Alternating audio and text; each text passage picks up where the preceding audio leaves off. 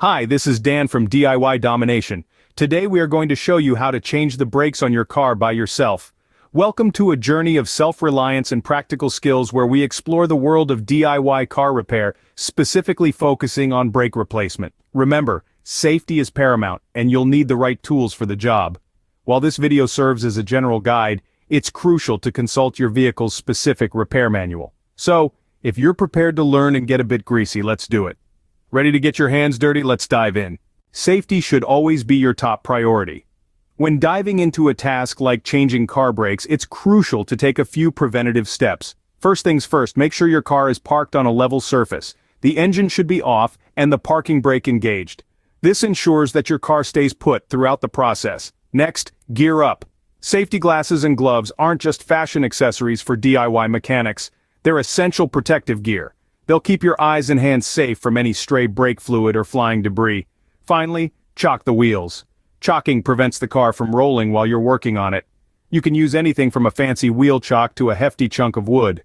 Just make sure it's sturdy enough to hold the weight of your car. Safety isn't negotiable, it's necessary. Now that we're safe, we can start preparing the vehicle.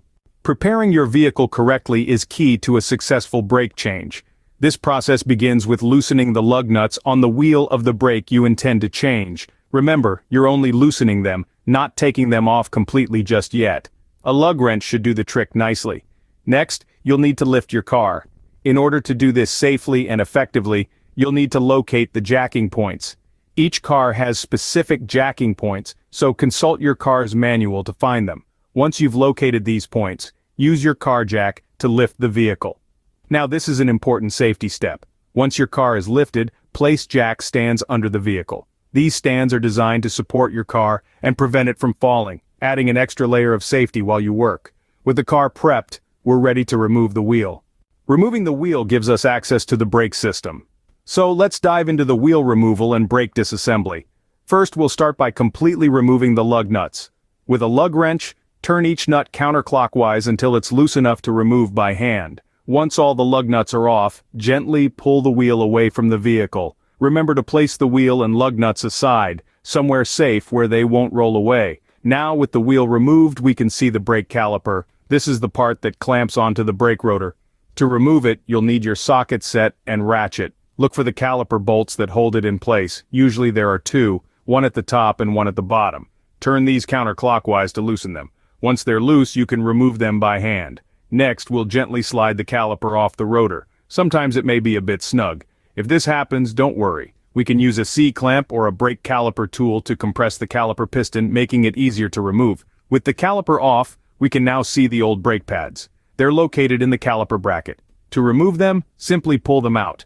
Be mindful of their orientation as you do this, especially if you're not replacing them immediately. Sometimes the brake pads can be a bit stubborn. If they're stuck, you can use a flathead screwdriver to gently pry them loose. Remember to be gentle. We don't want to damage any of the components. And there we have it. The wheel is off, and the brake is disassembled. We've successfully removed the caliper and the old brake pads. This is a significant step in the process, so give yourself a pat on the back. With the old brake pads out, we can inspect and clean the components. We'll dive into that in our next scene. Until then, keep those hands clean and that mind sharp. A clean brake system is a happy brake system. Now that we've removed the old brake pads, it's time to inspect and clean the brake components. Start with the brake rotor. Look for any signs of wear or damage. If it's noticeably worn or damaged, or if it's too thin, it's time for a replacement. Next, grab your wire brush or steel wool and give the caliper bracket and the rotor's mounting surface a good scrub. You want to remove any residual debris that could interfere with your new brake pads. Once you've given everything a good scrub, bring out the brake cleaner. This will help remove any lingering brake dust and contaminants that might still be sticking around. Just spray it on, let it do its magic, and wipe it off. Finally, remember to check your caliper piston and ensure it's fully retracted, making space for your new thicker brake pads. Now that everything's clean, we can install the new brake pads. Installing new brake pads is a crucial part of changing your brakes. This is where we ensure that our efforts pay off with a smoother and safer ride. So let's get started. First, we need to apply a thin layer of anti-squeal brake lubricant to the back of the new brake pads. This helps to reduce noise and increase the longevity of the pads. Now carefully insert these new brake pads into the caliper bracket. Make sure they are properly placed and snugly fit. Once the new brake pads are in place, it's time to reattach the caliper. This might sound complicated, but it's pretty straightforward. You have to slide the caliper back onto the rotor. Ensure it sits correctly over the new brake pads. Now grab those caliper bolts you set aside earlier. It's time to reinstall them.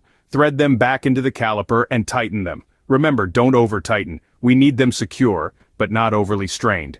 Use your manufacturer's recommended torque specification for the right amount of tightness. A torque wrench can be really helpful here. Great. We've installed the new brake pads and reattached the caliper. The brake is now reassembled, but don't rush. Take a moment to double-check everything. Ensure the brake pads are correctly positioned, the caliper is seated right, and the bolts are securely tightened. The brake reassembly is a crucial step. It's not just about replacing old components with new ones. It's about ensuring your safety and that of others on the road. Each part has a role to play, and they all need to work in harmony. Now, with the confidence that we've reassembled the brake correctly, it's time to move on to the next step. We're nearing the finish line. With the brake reassembled, we can put the wheel back on, and we'll discuss that in the next scene. Let's keep the momentum going. The finish line is in sight. Let's put the wheel back on, lower your vehicle, and secure everything tightly. Start by carefully aligning the wheel back onto the hub. Hand tighten the lug nuts, ensuring they're secure but not overly tight at this stage. Next, it's time to bring your vehicle back to terra firma. Carefully lower the car from the jack stands using the car jack.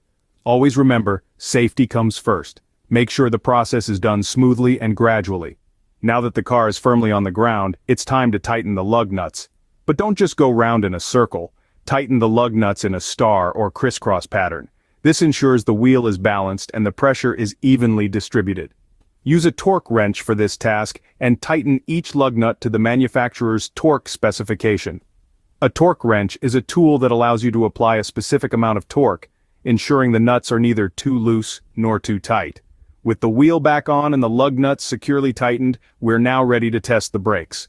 Start by pumping the brake pedal several times. This action seats the new brake pads against the rotor. After that, start the car and test the brakes at low speeds, gradually increasing speed as you confirm that the brakes are working correctly.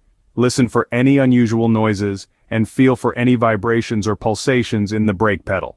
If everything seems fine, you've done a good job. Now just one final step remains. If you're changing both front or rear brakes, don't forget to repeat the process on the other side of the vehicle. It might seem like a lot of work, but remember, it's for the safety of you and your passengers. Congratulations, you've successfully changed your brakes. Remember to repeat the process on the other side if necessary. You've just learned how to change your car's brakes. This detailed guide walked you through the process from gathering essential tools and taking safety precautions to disassembly, inspection, and reassembly of the brakes. We emphasize the importance of cleanliness, correct torque specifications, and careful testing. A task that seemed daunting is now within your grasp. Remember, safety first and always consult your car's manual. Thanks for watching.